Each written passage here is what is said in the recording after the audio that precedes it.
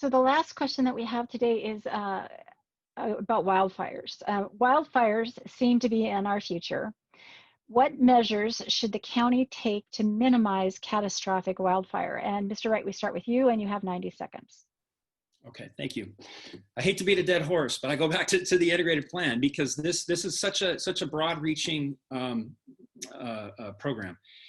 The Watershed Lands Committee, of which I am a part, is just now starting to take on the role of wildfire and how it affects our water storage. And water is life, as everyone knows, and so many factors play into that. Now, with wildfire, there are many ways to manage that. We want to reach out and start with how we can have better interagency contacts, especially with the Forest Service. They are the majority landowner of our forested lands, and a lot of times they frankly have a staffing issue.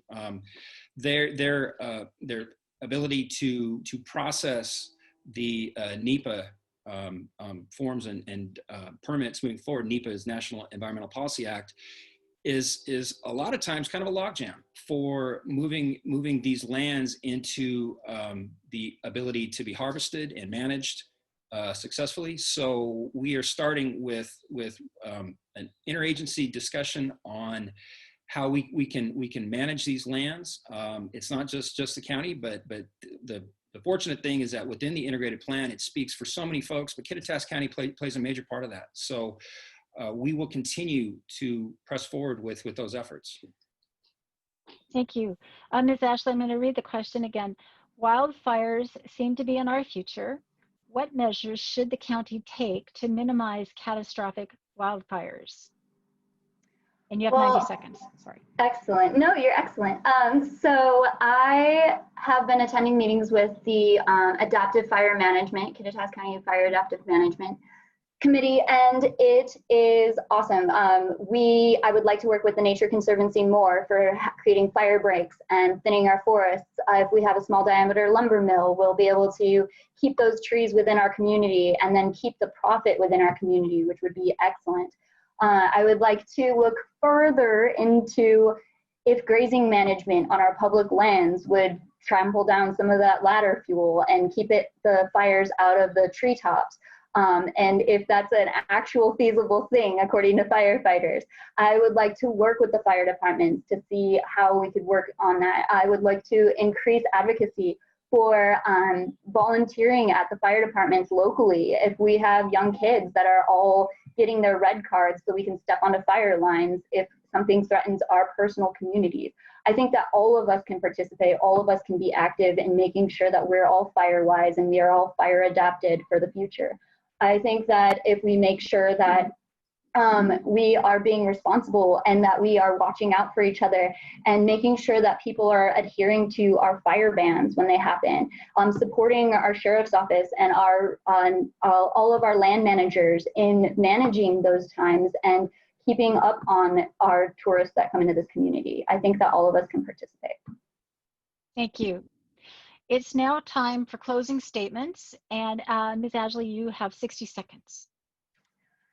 So thank you very much for your time. I am a proud and grateful community member of this county. I grew up here, I was raised here. I plan on building a family here and living here for the rest of my life. I am completely invested in setting us up for the most positive future that we can possibly have. I am at the farmers market every Saturday, so if anybody ever wants to come and chat with me or tell me what your perspective is of the future, an elected official's primary job is to serve all of the community members that are within this county if you're a county commissioner. And so I cannot do my job if I get elected if I do not have the community's input. And I plan on communicating effectively. I think disagreements are excellent. They're a good place to start and create the most beneficial plan for all of us. I don't think that disagreements are something that we should fear. Have a great day. Thank you. Mr. Wright, you have 60 seconds to make your closing statement. Thank you. I want to again thank the League of Women Voters and Daily Record for this opportunity to discuss the priority issues facing our county. I also want to thank those of you taking the time to view this forum to better educate yourself on the choices before you. This has been an election year unlike any other. Your direct access to candidates has been limited, yet the decision facing our citizens is one of utmost importance. I appreciate that the viewers here are using the platforms available to make the most informed choice. COVID-19 has changed life temporarily, but it hasn't whipped us. Now is the time for experienced guidance that is only built by having lived through making tough business decisions that affect the bottom line. I know that I am the right person to navigate this ship through the storm because I've done it before. I've said this previously, but it bears repeating. Please work to continue keeping our community unified. This will be remembered as an incredibly difficult year, but it can also be looked back on as our finest hour. Kittitas County is our home, and we count every one of us, whether we agree politically or not, as neighbors. Please vote for me on November 3rd. Thanks. I would like to thank Cory Wright and Kristin Ashley for sharing their views and their willingness to serve as Kittitas County Commissioner in District 1. We want to thank our co-sponsor, the Ellensburg Daily Record newspaper, and the Ellensburg Community Television, Spectrum Network, and Inland Networks for showing the forum videos throughout the voting season. Finally, thank you to the many league volunteers who make these events possible. To get more information about all candidates running in the 2020 general election, the Kittitas County League has created a nonpartisan online voters guide where you will find links to candidate websites and other helpful resources. You can also get information at vote411.org and at the Washington State Secretary of State's office.